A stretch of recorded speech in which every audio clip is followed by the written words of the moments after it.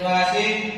Saya sungguh sangat berbangga hari ini saya bisa hadir di Kupang. Sudah cukup lama saya di Kupang. Dulu sering kira-kira 10-15 tahun yang lalu saya cukup sering di Kupang. Dan saya lihat banyak perubahan. Dulu nyari hotel bagus susah, Bu. Ya sekarang saya lihat hotel-hotel lampu itu udah bagus. Saya lihat tadi di samping. Tepuk tangan untuk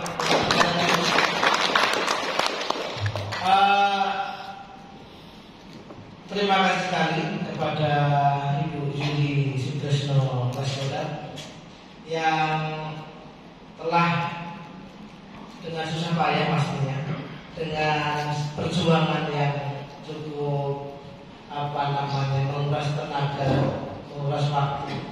Karena saya tahu Nusa Tenggara Timur ini bukan daerah yang mudah, geografisnya yang berpencar pulau-pulau,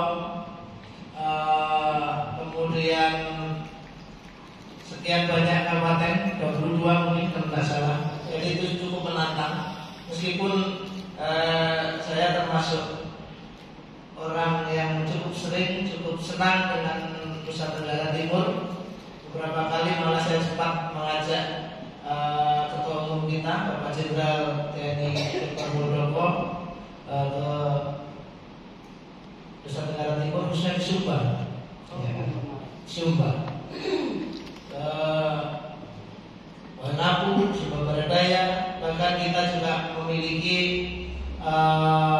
program yang sangat mendapat apresiasi dari Presiden Republik Indonesia Bapak Joko Widodo mengenai pengembangan tanaman sorghum di Waingapu, dan karena kita ke sana, Pak Jokowi juga ke sana. Bapak Ibu semuanya, saya sekedar mau mengingatkan ada beberapa hal yang perlu kita waspadai, kita antisipasi, terutama terkait dengan situasi global hari ini.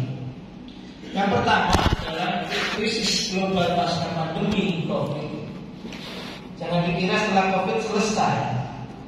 Ternyata COVID ini awal dari sebuah konstelasi baru geopolitik, geoekonomi dunia. Ditambah dengan perang Rusia dan Ukraina menimbulkan berbagai dampak. Yang terasa sekali itu adalah krisis yang sekarang melanda berbagai belahan dunia. Dan krisis itu bersumber pada 3 hal utama, atau 2 paling tidak. Yang pertama adalah energi, yang kedua adalah pangan. Jadi ancaman krisis pangan itu betul-betul di depan mata kita. Bapak Ibu kalau perhatikan berita lucu juga di dunia. Kemarin beberapa waktu lalu Presiden Mesir perintahkan rakyatnya untuk mulai mikir, cobalah daun-daun itu jadikan makanan. Sampai begitu 30% pasokan gandum dunia itu disuplai dari Rusia dan Ukraina. Itu sangat mengangkat. Sekarang dunia produsen itu banyak yang menghentikan ekspor. Kalau hari ini Amerika, Kanada, Argentina itu men-stop ekspor kedelainya, kita nggak punya tempe. Ya. Kalau hari ini Ukraina, Rusia menghentikan ekspor gandum, dunia krisis roti, krisis gandum banyak sekali, Indomie atau segala macam lain. Itu akan mengalami krisis. Negara-negara yang tidak punya resources, yang tidak punya sumber daya pangan, pasti akan kesulitan. Singapura kemarin mengalami shock gara-gara Malaysia menghentikan ekspor ayam. Nampak sederhana tetapi sangat mematikan. Ya, maka di situasi itu kita harus bersyukur meskipun tetap dengan kewaspadaan penuh kita masih punya sumber-sumber pangan, dan kita harus, ini wajib hukumnya, berjuang sekuat tenaga bagaimana melakukan diversifikasi produk pangan, bagaimana melakukan ekstensifikasi pertanian, bagaimana melakukan intensifikasi pertanian untuk membuat apa yang kita namakan sebagai sebuah kedaulatan pangan. Karena kalau sudah urusan dengan perut itu rusuh tuh. Di mana-mana krisis kalau masih kurs rupiah apa segala masuk ya. Tapi kalau sudah sampai di perut rusuh itu, ya kan? Nah, disinilah KKTI punya peranan sangat penting. Dan Presiden Joko Widodo, kemudian Kepala Staf Presiden, yang Ketua Umum kita Jenderal Muldoko mewanti-wanti agar KKTI memberikan kontribusi, memberikan sumbangsih yang nyata atas terwujudnya kedaulatan pangan nasional. Ini kampanye kita hari-hari ini, kedaulatan pangan. Di beberapa daerah saya dan kawan-kawan KKTI sudah mulai ini. Kita lakukan sebuah proses untuk membangun kesadaran bersama bahwa kita tidak aman-aman saja, kita juga mengalami ancaman-ancaman krisis pangan. Jadi kawan-kawan semuanya, calon pengurus DPD KKTI Nusa Tenggara Timur, saya harapkan mempunyai kesadaran yang lebih tentang pentingnya dunia pertanian, tentang pentingnya kita membangun kedaulatan pangan, sehingga memberi kontribusi yang nyata pada program nasional kita, pada tetap tegaknya negara kesatuan Republik Indonesia. Sanggup ya? Sanggup. Oke, terima kasih.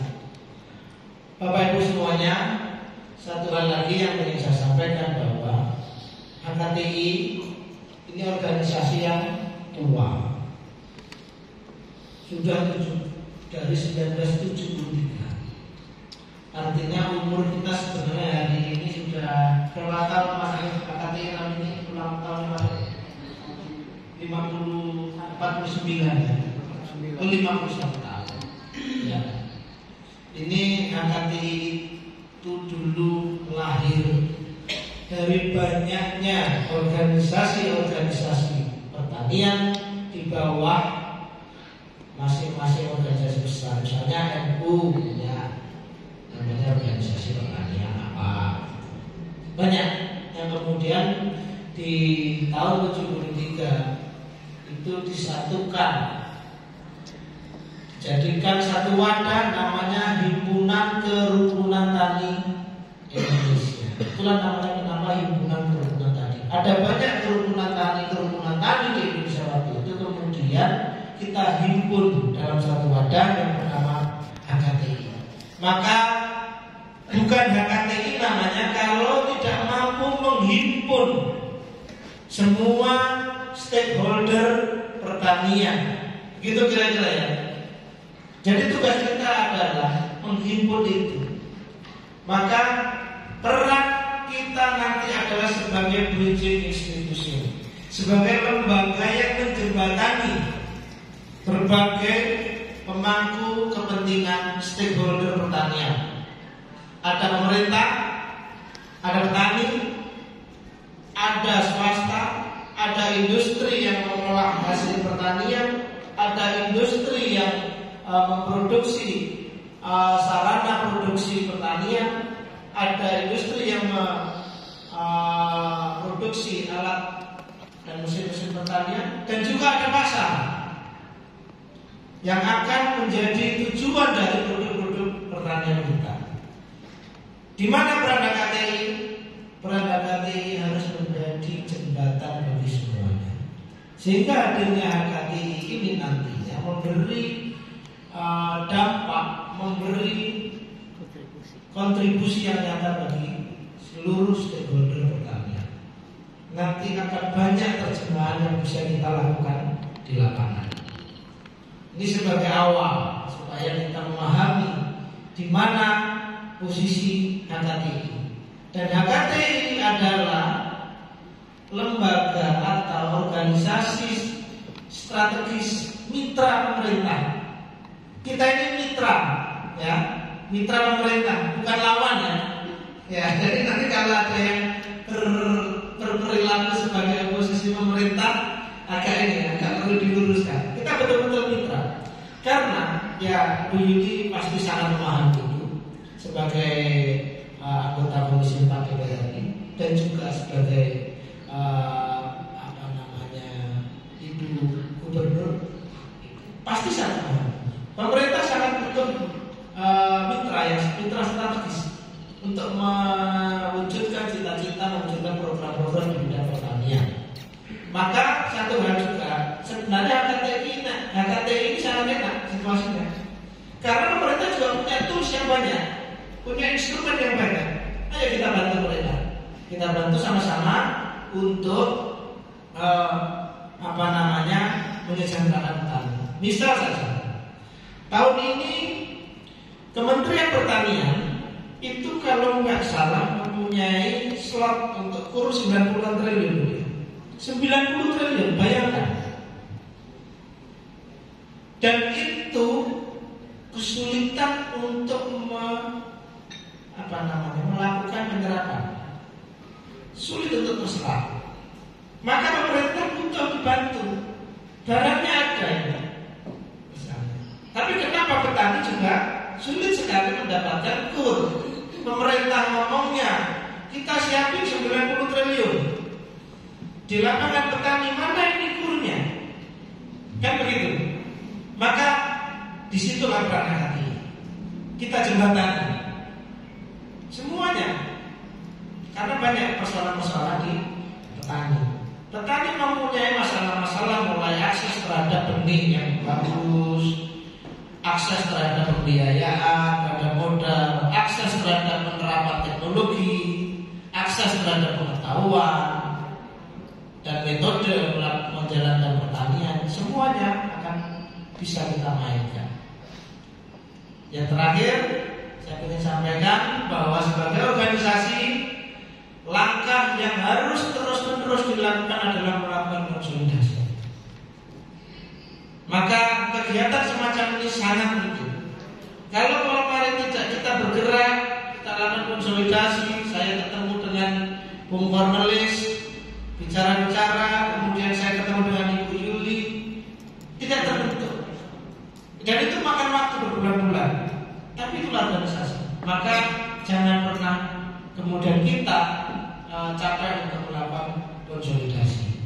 Karena organisasi semacam ini, organisasi nirlaba yang pengurusnya nggak digaji, misalnya, itu memang hanya bisa dilakukan oleh orang-orang terpilih, orang-orang yang memang mempunyai semangat untuk mensejahterakan rakyat dan petani. Betul nggak? Betul. Maka pesan saya kepada HTI di PDNTT yang segera akan terbentuk, kita jangan capek-capek melakukan konsolidasi. Saya tahu mengurus 22 DPC di NTT juga bukan perkara mudah. Sama juga yang kami lakukan di DPP, mengurus 34 provinsi yang sekarang tambah 3 ini. Sekarang 37. Republik Indonesia itu 37 kan. Artinya kita masih punya 3 lagi yang harus kita urus, ya kan? Awal bulan kami akan ke Bengkulu, sama ada sekolah di sana. Jadi konsolidasi terus-menerus. Ya, maka tidak boleh ada kata capek, tidak boleh ada kata menyerah, harus pantang mundur. Kita lakukan semata-mata demi kemakmuran petani dan kemajuan pertanian Indonesia. Terima kasih Bapak Ibu semuanya. Selamat melakukan Musprov.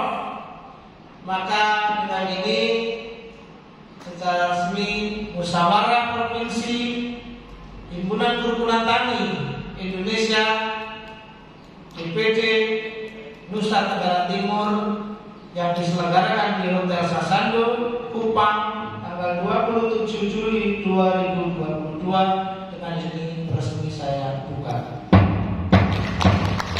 Terima kasih. Assalamualaikum warahmatullahi wabarakatuh. Waalaikumsalam.